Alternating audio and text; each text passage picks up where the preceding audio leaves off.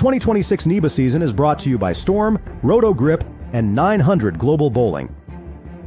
We'd like to thank our tournament sponsors for the 2026 season: Tony and Suzanne Renaud, Ace Mitchell Bowlers Mart, Better Bowling Concepts, Buddy's Pro Shop, Cambridge Credit Counseling, Logo Infusion, Turbo Grips, Tech Vision, Yankee Lanes Keene, Yankee Lanes Manchester, Bowl Winkles Pro Shop, Callahan's Bowl-O-Rama, Many Styles of Bowling, Bloomfield Electric, Dexter, KR Strikeforce, Grog Monster Sports, East Coast Sports Investors, Ideal Bowling Concepts, DJBT, Island Bowling Supply, Leah Cars, Jopo Grips, Northeast Megabucks, Old Mountain Lanes, TournamentSense.com, Major Bowling, Pinwheel.us, and The House Bowling.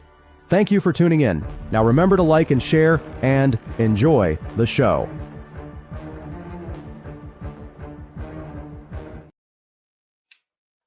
All righty, welcome one and welcome all to another live review. I'm acting like I'm on the Buddy's channel. A live interview. We're going to be doing a live interview today with your tournament champion for the 2026 Bowl Winkles Pro Shop singles, presented by Bloomfield Electric. They're a huge donator throughout the year, so shout out to Bloomfield as well as Bowl Winkles and all the brands that and sponsors for the 2026 season. We couldn't do what we do for NEBA and our bowlers without your help, obviously. So we got Tom waiting in the wins. But just to give you guys a little bit of a rundown, Tom ran all the way to the championship match to face off against a still unfortunate non-champion in Tommy Kumlin. If you didn't catch that this past weekend, we do have the full match as well as the full setup of the semis, and we did get a little bit of the quarterfinals in there for that event. That's on our YouTube channel, so you're welcome to check that out. Tom added his 5th title. Now, if you didn't recall, just a short while ago at the Tournament of Champions in 2025, Tom actually took the win there as well. So Tom on a little bit of a heater, as this was just the next up. He skipped one singles event before ended up jumping back into the winner's circle, a very difficult thing to do, and joined the 5-timers club, which is also a feat in its own. So if you didn't know, we ran down the 2025 PBA web pattern. It was 37 feet, as you see here. A little bit of a normal amount of volume. We had 27.5 mils there. A fairly flat pattern that favored a lot of different things. So without further ado, I'm going to go ahead and bring Tom in, and then we're going to hopefully jump into watching a little bit of our match. So I'm just going to add our match to the stage real quick. I have it paused here. Tom is just actually about to step up, and we'll see if we can get Tom added in as well. Tom, hey, welcome. What's up, Jesse? Happy to be here. Not too much, man. Thanks for joining us. Tom, the winner of the 1057th NEBA event. That feels like a strange number to say when it comes to just tournaments in general. I feel like there's not many out there that would be able to have that many tournaments and just continue to run successfully the way NEBA does. And in my head, we just had the 1,000th not that long ago, and it's already been, two and a half years. So, so Tom, just real quick, let's start out with the obvious. What does it mean to you to have become now a 5-time titleist? Well, it definitely means a lot. Just to win a NEBA event in general, is very surreal. You saw such an incredible field of so many talented bowlers out there, just wanting to go out there and, prove something. And, for me, to win it for a 5th time, is very surreal. Sure. Truly amazing. Definitely went through a lot of emotions that day, and it was definitely a memorable one. And hopefully a lot more to come. And yeah, speaking of a lot more to come, you have been on an incredible, almost heater to an extent. I know not too long ago, you actually even put up on media about maybe taking some time off. And the next thing you know, you're winning the Tournament of Champions.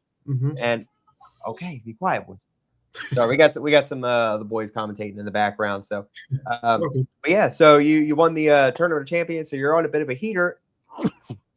Quite thinking that you needed to take some time off, and then even with this event here, even with this event here, you at some point we're looking like you had some hand cramping or maybe some injuries that you were fighting with there, and still walked away with the win. Tell us a little bit about that. Yeah, I got to sum everything up. Like every bowler, like tend to go into some kind of a slump. Where they feel they're just not, the game is just not working out well for them, and where Sure. your mental game's not working or your physical game isn't. Unfortunately, I actually did go down that road a little bit in the past few seasons, and I just like felt myself that I should just maybe take a little bit of a break. I mean, you can definitely say to yourself that you're definitely better than this, and Sure. maybe a break is just definitely something that you need just to recompose yourself. Try to go out there and practice a little bit. Yeah, she's a little kid, a little wave. They're back there now. They knocked down the green screen. What are you gonna do? Mom had to take a trip for the weekend, so they're hanging out and they're gonna go watch a movie, huh? All right, yeah. So, Anyway. Go watch your movie. Big bowling fans back here. I'm sure they even got the chance to watch you throw some shots. They just watch me throw too many shots in the finals, but and normally I get a chance to watch you quite a bit during qualifying. Usually we're crossing fairly close to each other.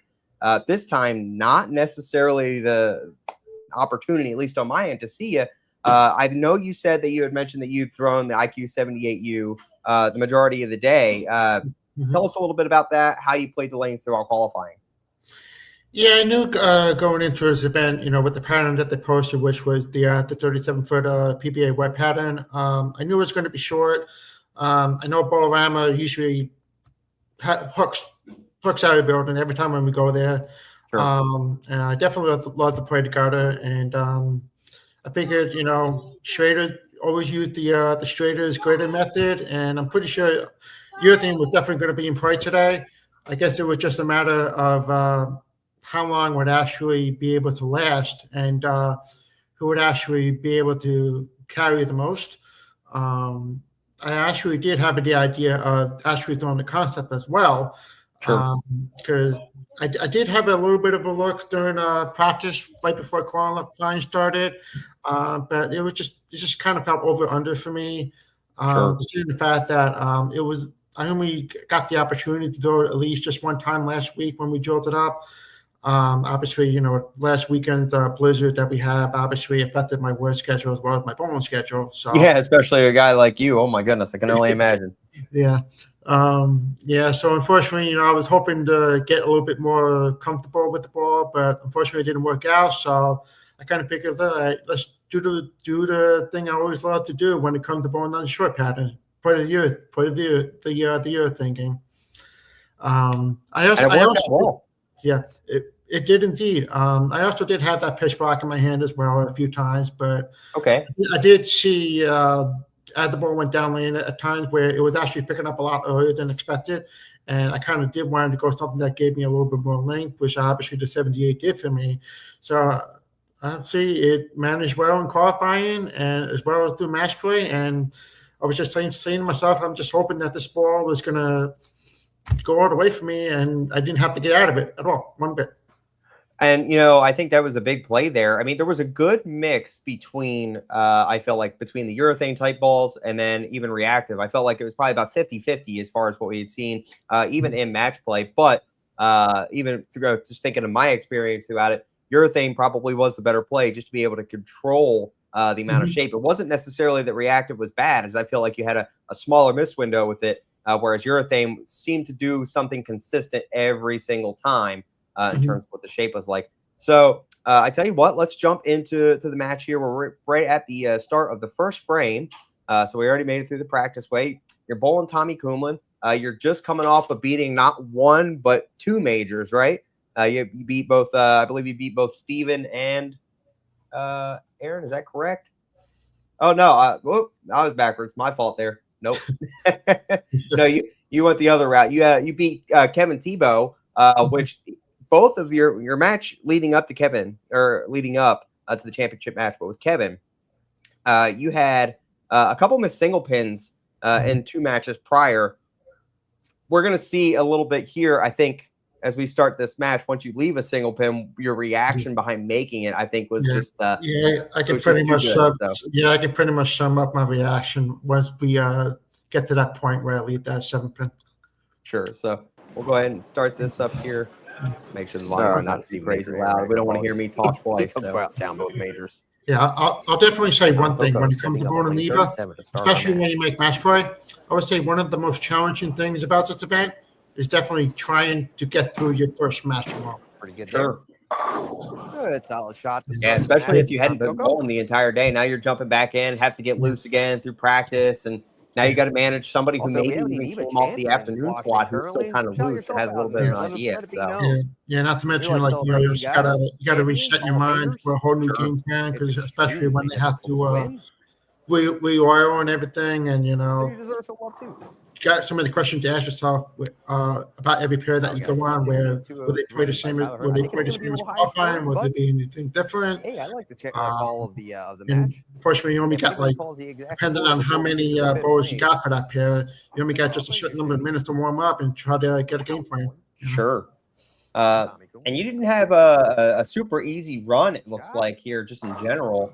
If we follow back your match, you had a red-hot looking Gary Korinsky up until this 9th and 10th frame where he went open against you. I thought his ball was he had amazing ball reaction, and the fact I think that same match you missed a single pin early, it kind of pushed the momentum in his favor. And I was sitting there thinking, I was like, man, if Gary just keeps it, gets it right, it's golden every time. And then he kind of got a couple off the lane there. So I think that just speaks to, if anything, your composure throughout, and we're going to see something very similar in this match. Is that something that you're actively thinking about? Is just trying to stay in the moment, or is it just your general demeanor of how you approach it?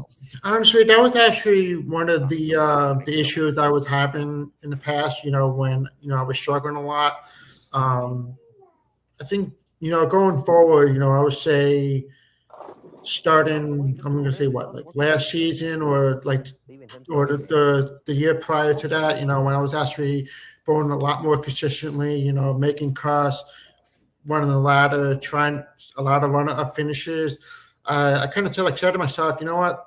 You got to stop thinking too much about this. You just make one mistake. It's not the end of the world. Just move on and just regroup and just focus on the next shot. And you never know what could happen. So I just tried to maintain my composure and just, take it one shot at a time and try my best not to think about it as much. You did that really well. Just the matches I got to see, I didn't get to see everyone, but just the matches I got to see, it felt like your shot making was just A1. You didn't really have a lot that were just dead giveaways to the 1-2. So hats off for that one. I'd imagine your qualifying had to be very something similar, but when you like the shape that you see, it's a lot easier to allow you to commit to that particular shot and be able to replicate it and not feel that you have to press, because you're in the strike zone anyway, so you don't have to do these little extra things to kind of get it going here.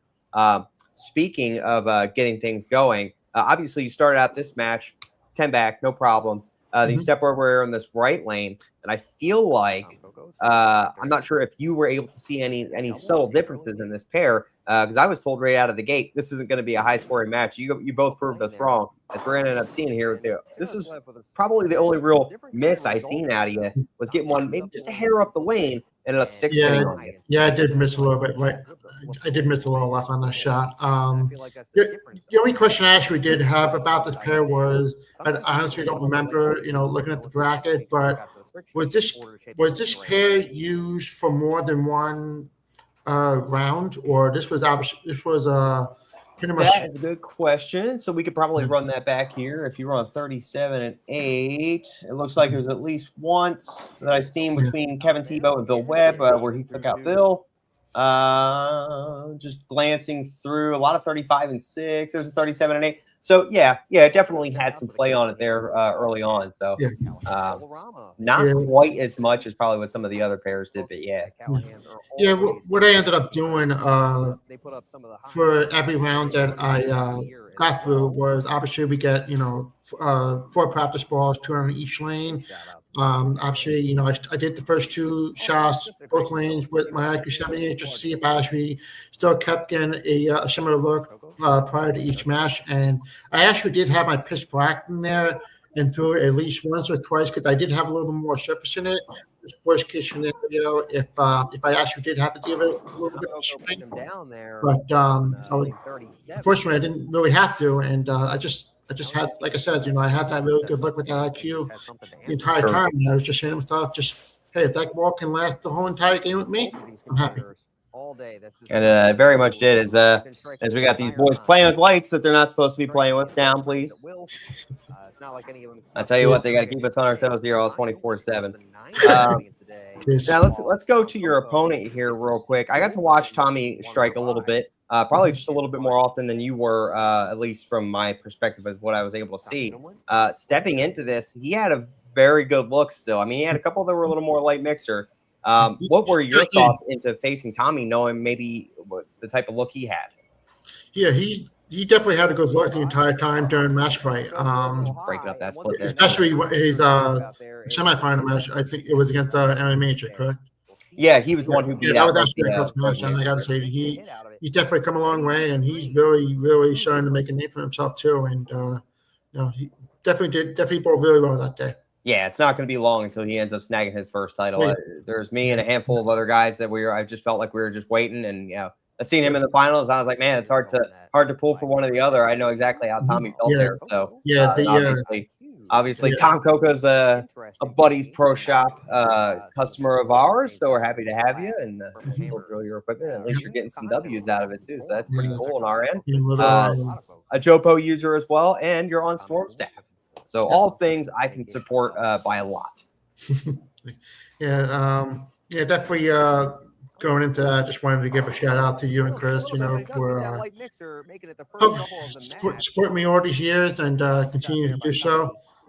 As well as, shout out to Storm for also allowing me to get the opportunity to do the equipment. Also, as well, as usual, thanks also to the Callahan family and the staff at Bowl-O-Rama, for hosting us again. They definitely get a great turnout every time we come there, and I definitely love coming at this price. So, just obviously to win there again, it just feels amazing. Yeah, it really is. And speaking of a great turnout, this particular event had just over 200 entries, 204 entries, which thinking about last year and how I perceive the entries. I never really just look at the numbers and kind of graph it out or anything, but I just look at the field and feel like, was this one a good one? There were not so many entries. This one ended up turning out great. Anything over 200, I'm a big fan of. It also pushes the time limit back because I think we finished this matchup at about 9 o'clock at night. The big part of that was we had an extra round of match play thrown in there, which you did get a 1-round bye.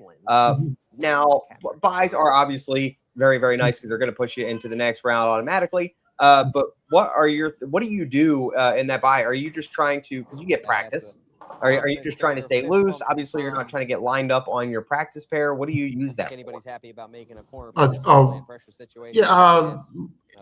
When I usually get the bye, and I get the little bit practice session, I really don't tend to use the actual equipment that I was during qualifying because I want them to stay a little bit more, fresher, for when we actually do both for competition. So basically, just loosening my body up, just get the ball down the lane no matter what ball it's on. Maybe try a ball too and see if that actually might work. If worst case scenario, if the other team wasn't working. But other than that, it's just loosening myself up to get ready for the next round. Sure. And now, speaking of the next round, speaking of just your game in general, you're packing 10 back again. I felt like Tommy grabbed the early lead from you.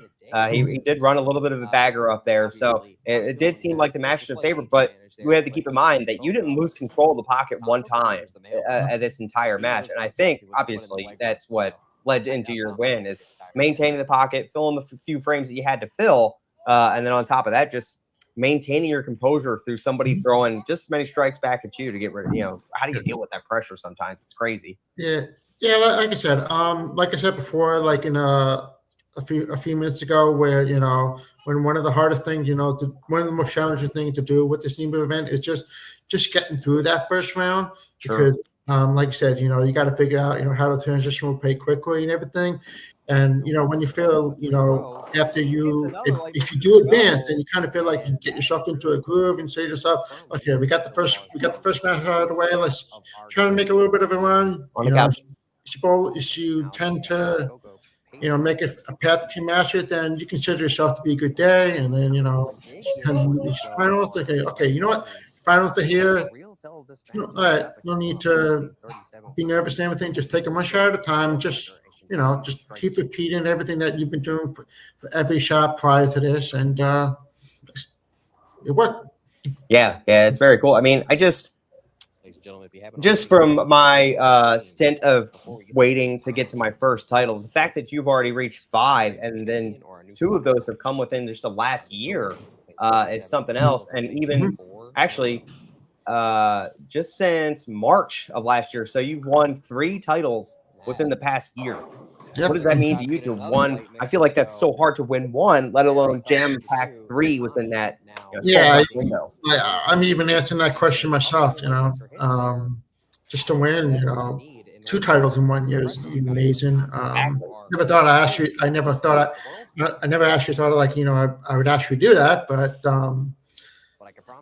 again, I mean, it's just like those days where you feel like it's like those days where you least expect it, like something's going to happen, and you're going to have a great day in the lanes, and you win it. You got to feel great about yourself.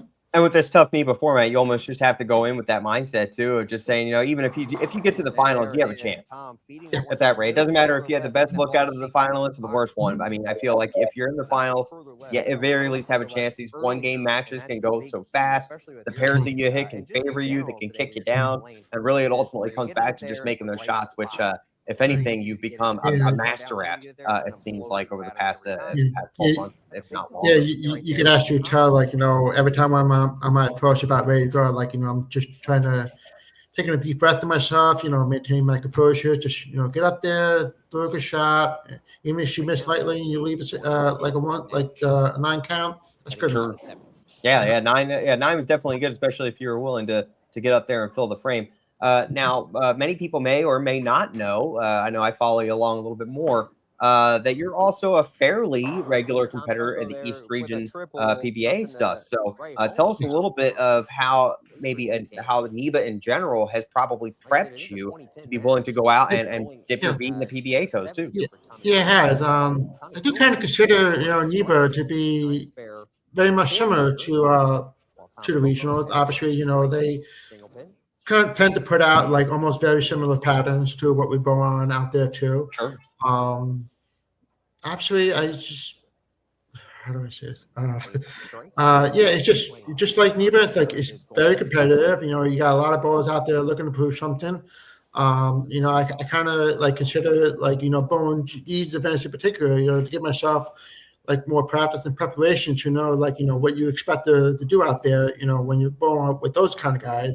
Trying to know your equipment, what balls you got to throw, what patterns are going to be doing. A messenger that just does not connect. But man, did he send that the whole day? Yeah, I mean, I would just say the only thing is kind of struggling with the regionals these days. It's been almost 10 years, since my very first one that I won. So I'm long overdue for one on that. But we got one coming up next weekend up in Binghamton, which will be the first one of the year, which will be the first event of the year, and definitely looking forward to that. Obviously, that's going to be I think we're born on a 46-foot pattern this year. Oh wow, that'll change it up. Yeah, previous years it's actually been either on a short or medium pattern. I think it was the Don Johnson or something like that. So I guess they tried to mix it up a little bit this year and give us something a little bit more, with a lot more volume. So who knows? Well, of all the lefties, I actually favor you on the longer stuff because you have such heavy ball roll in general. I feel like a lot of the times we have to drill some things a little weaker. You're a little higher tracks. We almost have to avoid the pin down stuff. But when you get you on these little bit longer patterns, I mean, that's really when your ball roll is going to be able to tell you the difference, especially with some reactive stuff in your hand, give you a little bit different atmosphere to be in. Yeah. Tommy is quite the shot maker. So that's very cool. Have you ever considered doing anything on the national tour? Maybe going out and trying maybe one of the majors, the Masters, something in that realm? Yeah, I know a few people have actually been asking me that question as well. Yeah, I do remember back in the day. I actually did bowl the USB-C matches a few times when it was held at Callahan down in New Jersey. Sure. And Um, really, I feel like if yeah, I it's was. either lane Yeah, I or Bowl Bowl, definitely it's that one. was Especially when it's considering maybe to tighter try an lane. event or Tommy two Goomlin with right him. now strikes out for But I was just 69. He's say, got the ninth even and 10th next left. time when they're over here on the East Coast, I would definitely consider it. Yeah, my fingers are crossed for that one too. Anytime they can cut down. I know we had the Players Championship in Virginia there not too long ago, and we also had the Players. I think ended up at Carolier at one point. Those were very nice when they were pretty close, man. How people were able to do it when they're out west, Yeah. out in the Midwest or something like that, and you have all that travel to do. My hats are off to them for figuring that Yeah. one out. So Yeah, tell you the that's truth, probably the toughest part is figuring the travel out. Yeah, especially all the expenses you got to cover too. Sure, it helps I mean, to find I've roommates. never actually been out west, to be honest with you. Never been out west. Oh, really? Yeah. Well, I mean, I would say like in the central, like the furthest was obviously Chicago, Illinois, one year when with going collegiately with Rochester Institute of Technology. We actually made the ITCs one year. I think back in 2008, 2009. Sure. 1 year. Yeah, we actually almost made a run to make the show. I think it was Saginaw Valley. That what's his name? I think with remember Dan McClellan? Yeah, absolutely. I was during that time. That's cool. Yeah, he was with them that year when they ended up beating us in the quarters or the semis and advanced to the finals against Wichita State, which eventually ended up winning. So yeah, Sag Valley was still pretty good when I was there too. When I got into college bowling too. I mean, that's another atmosphere that I feel like people get to miss out on. I mean, obviously we have plenty of our youth that have jumped into the collegiate scene, and when they come out of it, it's like they're ready to bowl these days. There's so many really, really good programs. I don't know how your program was, and I know my program had a very high-ranking college coach in it, and we were very fortunate for that, but not many did. And I feel like I left college, and the next thing you know, all these colleges seem like they are putting out pretty tough squads these days. So, college years are the best, baby. Yeah, I mean, there's nothing quite like college bowling, just the same way I feel like there's nothing quite like NEBA, but man, if you ever find yourself in a college bowling atmosphere, ladies and gentlemen, by all means, go out and watch it, enjoy it. It's loud, it's fun, it's exciting. The teams get into it. That's a different level of bowling that you won't really find anywhere else. You don't find it in the PBA or anything like that. Now you get a little bit of it in the BOPO match, but I feel like some of that's kind of phoned in for the excitement. They got a hype guy in the crowd trying to get people going during those team matches. But speaking of which, not that I have it listed right here, we have our own team event coming up in October. So that one, as we just see the match turn for the worse there for Tommy. But that one is super exciting for me because it's our first team event with 5 people. So have you found yourself a team yet? Are you looking forward to that one? Not yet. Haven't asked around yet. I mean, I know that's still like a long ways to go, but it is. I never know. Maybe assemble a team that might be interested, but we'll see. Man, I'm hoping that one sells out. So that's the great folks at I Am Bowling that were one of our sponsors that are now sponsoring that event as well. So hopefully we get to see lots of I Am shirts out there, support them. But no, I'm definitely looking forward to it. I know I think it was like the second day that thing was announced that I went out just hammering away at people. Who can I get, that type of thing, crossing them off the list to make sure that I don't miss out. I feel like, especially with some of the title stipulations, which aren't too heavy on the team one, some of those title stipulations, man, they really kind of rob you of who you can have. So, but no, I'm definitely looking forward to that one. Having said that, our next event is the Leah Carr singles. That one's going to be March 21st and 22nd, Spare Time Northampton. So if you guys are watching and you want to jump into one of our events, that's going to be the next one that we're going to. So shout out to Leah Cars and folks at Spare Time. So that one's going to be pretty exciting. Feels like, especially since this was a delayed event initially, this event that Tom here won, the Bowl Winkles Pro Shop Open, this was originally scheduled for January, and then we all got snowed out, and then I feel like every event we've had something snow-related. Even this one had some snowfall, and while we were there, we were like, all right, let's just pack it. I got to admit, I actually was a little bit nervous on the ride up in the morning because obviously, like, once I started to hit the Newarton corridor, like, all of a sudden, it just, like, started to come down like crazy. I'm like, I'm like, just Mother Nature has to stop, man. I'm just glad, with the rain that we had the past couple of days, melted most of it, and obviously with a lot more warm weather coming next week, I'm just hopefully to say I'm relieved that spring is upon me. Sure. Let's see here. So we're jumping back into our match here a little bit. Now, Tommy needed a strikeout to put any type of pressure on you there. Obviously, he had that light mixer 810 in the other two. In the ninth frame. And then he jumped in and he filled his frame there. Did you have any pressure up? Because I think really all you needed was 9 or better, or it was 9 spare, and I think that was pretty much it.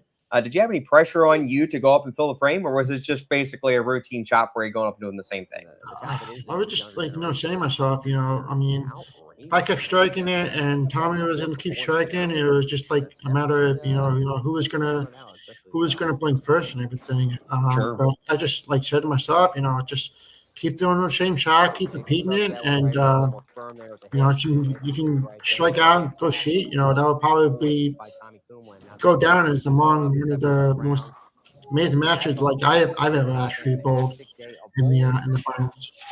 And just looking here real quick. Obviously, we had a little bit of fun with the short pattern out there. It looks like they have us listed as a medium pattern for the next event. So that one's going to be changing some things up there. Another $10,000 Vincent Hall Memorial Series qualifier. You qualified for the series through this event as well by leading. So hats off to you for that one. I think that's a pretty cool thing for Bruce to continue on. Obviously, he did it last year. The 40s were doing it the year prior. So I'm super grateful. I don't know if I'm sure you can relate that I'm super grateful that we have these guys that are willing to kick in this amount of money. And it's not really a return to them other than them just giving back to NEBA. So I think we need to count ourselves blessed that we have an organization or members in the organization that are willing to do that for us just for the love of the club. That's it. Yeah, great. Definitely got to give a shout out to Bruce for sponsoring this again. Definitely one of our ambassadors to our organization. He's great. He's a great guy, great bowler. It's just a pleasure to come across to him, and as well as Andrew too. I also want to give a shout out to I want to give a shout out to Andrew too as well. Wish him the best of luck again this year on tour. I know I was following a little bit at this 2 weeks U.S. Open. Did he make the advances round? No, he was just. I think he was in the 40s. I think he was like 44, 46, something like that. But Andrew was chugging along. I mean, I can speak firsthand. I've only ever done the U.S. Open one time, and it was an absolute monster to go out there and compete on. So especially this year. No urethane. You have to swap in some plastic. I gotta admit that I did watch some of the highlights of the third round on 35 feet, and a lot of balls throwing flat. They got together. I was saying to myself, I was like, man, I think the final Sunday really should be on this pattern just for the amusement of it. You know what I'm saying? I mean, me personally, I'm a big fan of anything that's extremely challenging. I maybe you've bowled some of the Greg Tack events, so I think I'm a big fan of that. Personally, I like them. The harder, the better. If we got to knock out and make some shots, if it comes down to the end of the day, of just leaving some makeables and making them so you can move on. That's the type of matches I like. I like the stuff that beats your head in, makes you have to think on how to get to the 1-3 a lot, makes you have to be able to fill frames, make shots, be mad at yourself and be able to get over it. I mean, that's just it brings in so many elements of the game. So that's why the U.S. Open for me is like one of my favorite events to watch for sure. So yeah, definitely. Yeah. Having said that, ladies and gentlemen, Tom Coco, you're 5-time champion now, joining elite levels of NEBA history at this point, and just really punching your ticket even closer to a Hall of Fame nomination. So I didn't go back through and check out the points list, but I'm sure with 5 titles and as qualified as you are, you're going to be knocking on that door relatively soon, it seems like. So hats off to you for fantastic bowling all that day. Obviously, you're continued bowling well through the 2026 season. So very cool. I look forward to seeing how the rest of your season goes, not only as a NEBA bowler, but as you're progressing through the PBA regional ranks as well. So, Tom, thank you for coming out tonight and being on our stream to us, talking to us a little bit about your win. As I got people with flutes going on in the background, If you guys are watching, much appreciated. Shout out to Bowl Winkles. Shout out to the folks at Callahan's Bowl-O-Rama. Shout out to, obviously, Bloomfield Electric for, once again, sponsoring us. This particular event was $1,500 added in. So a big thank you to all of them. Thank you to Bruce Hall. Again, Vincent Hall Memorial. Jump yourself into there. And also consider yourself in to get in for those 3 events minimum to be able to get yourself into the Cambridge Credit Classic Invitational at the end of the year, where, if I remember right, the top 8 are going to be advancing into that instead of the 16 this year. Please, by all means, go and check out the rules for that one. Lots of stuff to bowl for this year, not just through each individual event, but obviously there's a lot of ancillary stuff to get qualified for as well. Ladies and gentlemen, come out, bowl NEBA, get experience, meet up with everybody, learn a little bit, have some fun, and become a champion like Tom Coco here. Don't forget to like and share. Don't forget to like and share the stream. That's right, Tom. Everybody else, have a good night. Appreciate you watching. Tom, thanks for coming out. Take care. Thanks, Jesse. Have a good night. Kids, Thank you for tuning in to our live coverage of today's event. We'd like to thank all of our sponsors and members for their continued support of NEBA. We couldn't continue to offer some of the best competitive events in the country without you. Your commitment to the sport makes all of this possible. We encourage you to support the businesses that support NEBA. When you support our sponsors, you're directly supporting NEBA and the future of competitive bowling. Be sure to check out The House Bowling and receive 15% off all merchandise by using promo code NEBA at checkout. You can also shop I Am Bowling, powered by Logo Infusion, and save 25% off your order with promo code NEBA. Thank you again for being part of our community.